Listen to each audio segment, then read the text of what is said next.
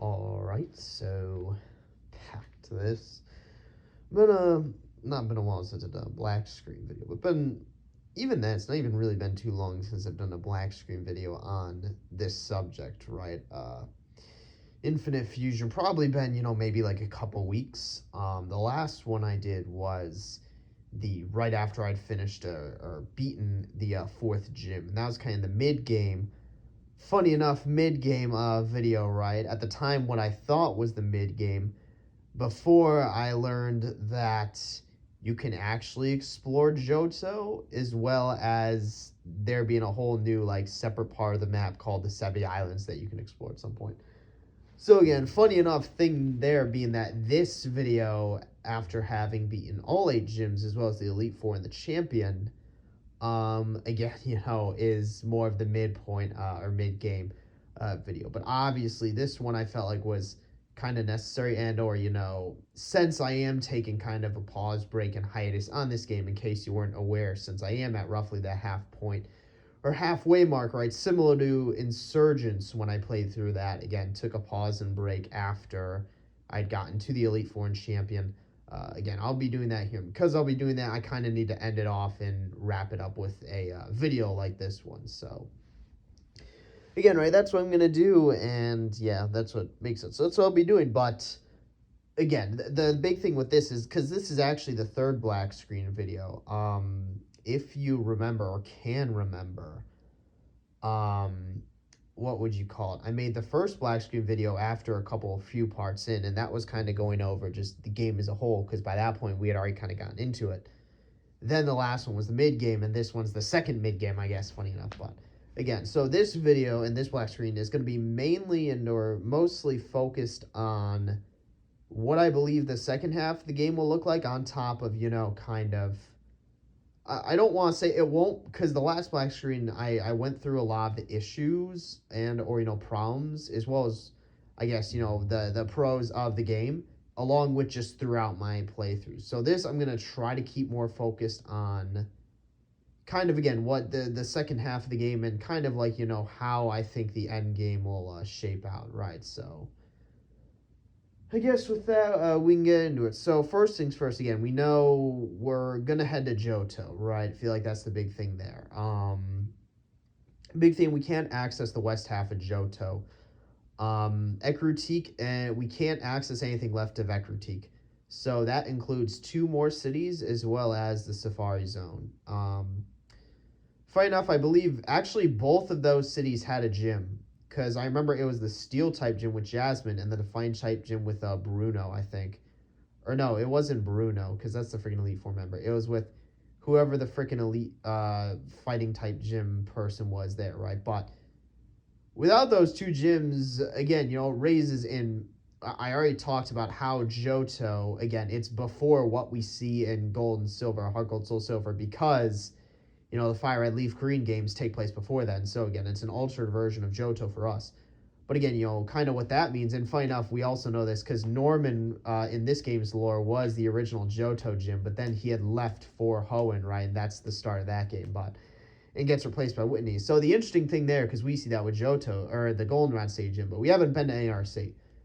But the point being, seemingly, that they're going to fit the other 8 gyms in the rest of Johto's cities, which will be interesting. Because, again, they'll need to make basically room for 2 more gyms within Johto. I guess it's a possibility that some may be at the Sevi Islands, but I kind of doubt that to be the case. Maybe we gain access to the west half of the region later on. But again, it's also something to worth thinking about it, right? And kind of, again, the problem there is, we seemingly have access to the whole map at the very beginning. We saw that Johto was on there from very early on. So it doesn't really make sense why they would do that. The Sevi Islands is kind of a different story, because you could go down there, but, I don't see why they would do that for Johto. So my guess, they're just going to put it in the cities that are already there. But again, who knows with that, right? I guess we'll end up seeing there. But that's something to where that's probably my biggest wonder, where you're concerned. And then also, I assume legendaries will be made access to us. We've already caught Entei. So Raikkoon, Suicune should be available too. Maybe even Ho and Lugia. And then again, who knows what'll happen with like continuous or recurring characters? Like who knows what'll happen with Blue at that point? Freaking Team Rocket's seemingly not a thing anymore. We'd be in Giovanni and Viridian. Who knows? Probably still some gonna act on their own, but I'm curious to see if we'll meet any like. Because I mean, we saw Bianca. That was just a cameo, though. I'm curious to see if we'll get any kind of like major or sort of like actual like characters or recurring characters in Johto. Again, if you remember back to Insurgents, I don't remember the dude's name, but you had the one dude who was like a post game character that kept reoccurring. I genuinely don't remember his name though. I didn't like that character anyway, but again, we got reoccurring characters in the post game. I'm curious to see because I can see it going one in two ways, right? If you look at it right and look at it similar to what Heart Gold and Soul Silver did, obviously they had the Kanto region and kind of the post game there, um, right? That served as the post game. And you did whatever in the post game. However, there wasn't really a story to go off of. It was more so just okay, you go to the gyms, collect the badges, and then you're done, right? You fight the Elite Four and champion a second time, and then you beat the game, or then you fight Red, and then you beat the game. Again, there wasn't really a storyline to go on the post game compared to like let's say Insurgents, which had a deliberate post game storyline. My interesting and sort of curiosity and big question here is, will there be any sort of storyline, for the post game for the Johto region? We've already seen that even though it's the same map, right? And, at least for the main game, it was roughly the same, storyline, right? With the same battles, characters, and story. The Johto region is an entirely different thing because that's normally not even in the fucking game, so as well as the Sebi Islands. So, and funny enough, we know we fight a fusion of Zekrom and Reshiram at some point, right? Due to spoilers, but again, a thing there being how much, and I guess my main question is how much of a post-game story is there going to be? Obviously, may or may not involve Team Rocket because they're seemingly done as like an organization, so. But then it's also something where like it doesn't necessarily need to be related to them. It could be something completely different. So, again, right? I find it an interesting thing. If you remember to the Heart Gold Soul Silver Celebi event, you go through time and basically you end up fighting off Giovanni, right? Or you see, because again, that's where it's revealed that Silver is actually Giovanni's son. You see him talking with his son, right? And that's in the past, and you actually end up fighting Giovanni there. As he hears the calls, funny enough, from Team Rocket from Radio Tower, right? So I'm curious to see if they'll try to link in those events or like any other kind of things that end up happening within the Johto region. But again, that's probably the biggest toss-up and biggest question I have is there going to be some kind of storyline? And here's the thing. My hope is that there is, but I recognize and, acknowledge that more likely, or more realistically, there probably won't be. And part of why I'm taking a break and because I don't want burnout is because, again, if it had some sort of story that I could follow, it would be more entertaining. But my guess is it's just going to kind of be a gym leader grind until I make my way back to the champion. Or back to the Elite Four and the match to, and the Indigo League or Plateau to rematch, Blue, right? Funny enough, we know we fight a robot version of ourselves at some point, due to spoilers, but who the fuck knows what that's going to look like. But again, so I feel like, again, the gyms, they're probably just going to put 2 new gyms in 2 new towns. We know there are certain towns that don't have gyms, so they're probably just going to throw them there. But then also it's something to where it's like, as well as the Lake of Rage, but it's also something to where, again, like I mentioned, there's probably not going to be a post-game story. But I guess kind of the big question is how do I think our team is going to form up and how kind of, again, since Infinite Fusion's a very unique kind of game, how that will end up working out later on. I think my team's going to stay the exact same. I don't think I'm going to change it. I think I have a pretty solid team with what I've developed, and what we have currently going on is probably what I'm going to roll with till the end of the game. But I do feel like we are going to see more like probably legendary fusions, if anything. We already saw the triple fusion between, again, the 3 Canton birds. However, my thing and what I'm kind of realizing there is that we're probably not going to be able to triple fuse ourselves, which sucks. We still have all three of them, but honestly, a fusion between Ho-Oh and Lugia wouldn't be too bad. But my guess is that might end up being more of a plot point, or we'll see more of that fuse between legendaries. Obviously, gym leaders and then trainers are still going to have more fusions. There's like over 170k, so it's like it's impossible to like predict like, oh, here's what types of fusions we'll see. We basically seen Pokemon from nearly every region thus far. We haven't really okay, that's a lie. We haven't really seen Gen 7, but we've seen Gen 1 up through 6. So again, right, obviously fairy types exist, so but again, as well, we haven't seen Mega Evolution, but I don't think they would incorporate that into the game. But yeah, again, the big thing there, Jesus, is that again, I feel like we'll see more fused legendaries, probably go through more, again, plot points really into that. But again, other than that, it's just going to be kind of the same old, I guess. Again, I think there will be more potential to make like gimmicky Pokemon specifically, right?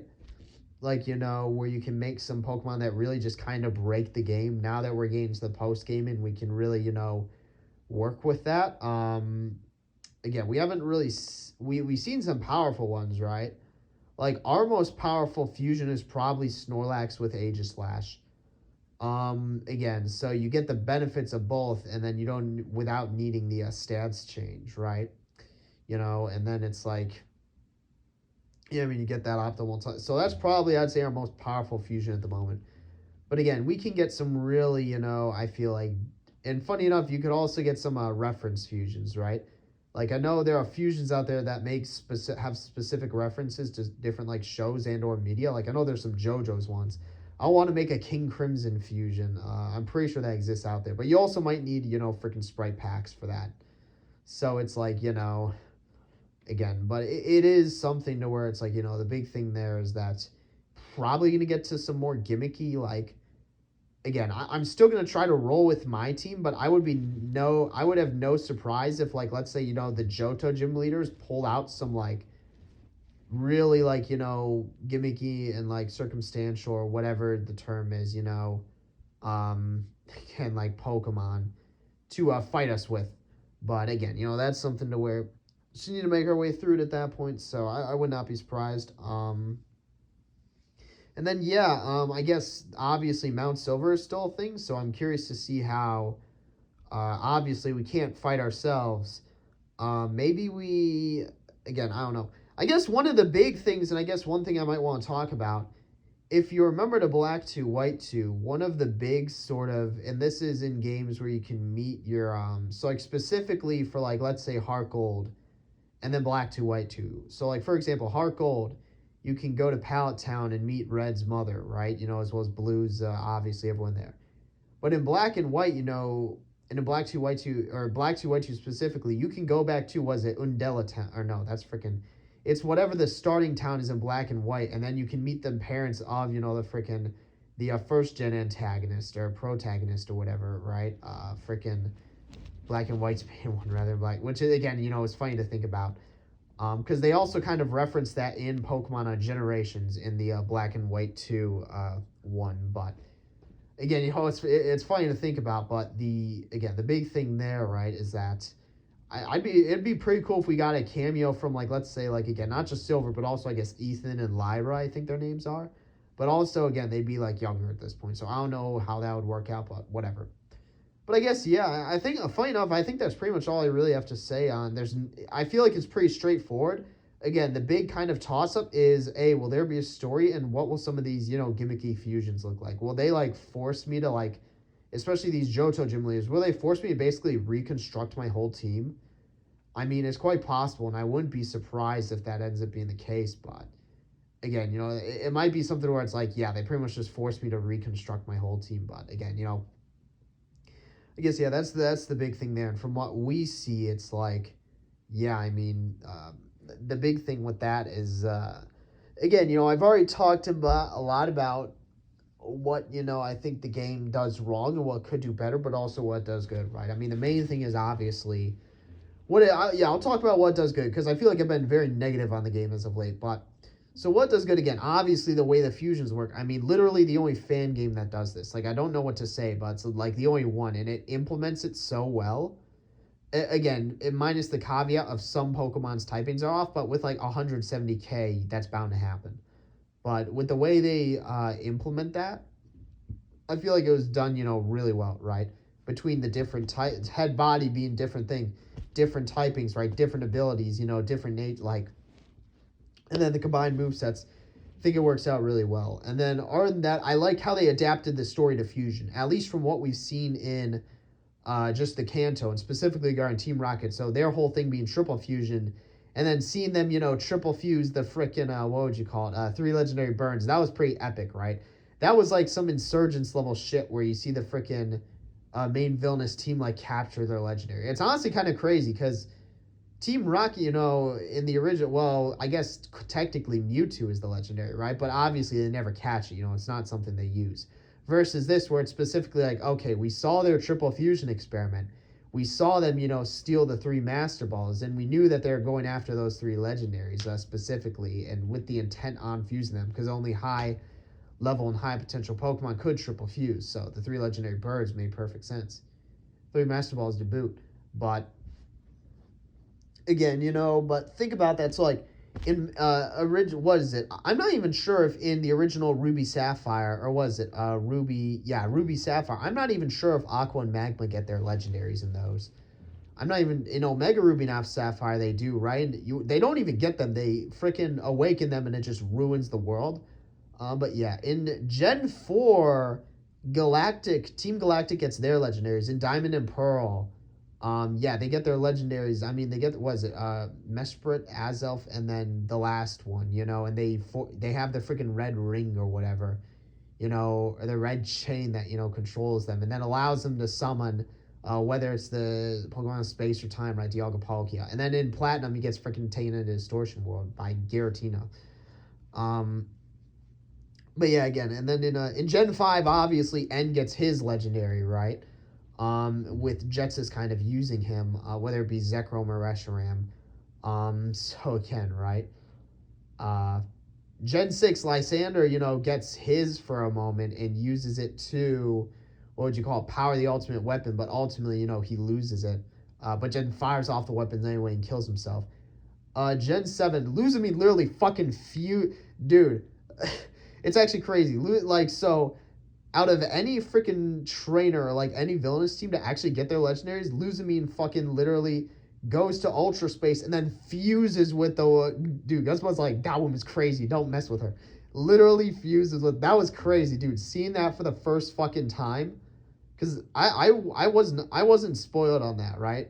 I was spoiled on Luzamine being Lily and freaking Gladion's mother. That I was spoiled on, but also I felt like I would have made that connection anyway. But I saw her freaking fuse with it, and I'm like, dude, there's no way this is fucking. If we did, you don't fight her, right? But again, right? Still, that was pretty fucking crazy. And then obviously they get freaking wrecked by Necrozma and USUM. But I don't know about Gen 8 or Gen 9. But again, the big thing there, and I guess what we see with this stuff, right, is yeah, I mean, freaking that was like some other game level shit. And then Uranium, the antagonist literally controls, it's Uranium Curie, right? Your mom, and then unironically, and then whatever legendary. So yeah, I mean, but again, the big thing there and what we see, right, is that yeah, it's actually, I'm very glad Team Rocket has a much more prominent role in this. In again, they went with the more Origins. What would you call it? They went with the freaking, what's the term? Origins approach for Giovanni, where again, again, at least with how he's semi-redeemed, and that, he freaking, like, yeah, it seems to be more about him, like, losing the thrill of battle, right, and it becoming a business, right? You see that in his gym, right? And then he eventually disbands Team Rocket, right? But he leaves him after he loses the 3 legendaries, but then disbands him, again, in his gym, but... And again, the interesting thing there, we got to fight freaking Executive Archer, and then we saw Ariana, so... Petrol and then Proton are probably somewhere there too, but we saw fucking Jesse and James too. That was hilarious. But again, it's something to where I'm kind of rambling and going off topic, so I'm probably gonna end the video here again. Those are 2 pros of the game. I've kind of been getting into negatives, cons of the game lately, so I want to go more into pros. But again, the big thing there, and what again we'll see in the post game that I'm curious about is A, how much of a story will there be, and B, how much are these gyms gonna force me to like kind of freaking what would you call it? Force me to like rearrange and reorganize or reassemble my team. But guess with that, we'll see. Who knows, right? But with that, I don't really have anything else to say on that one or for that topic. So, yep, that's it for this one. See you in the next one.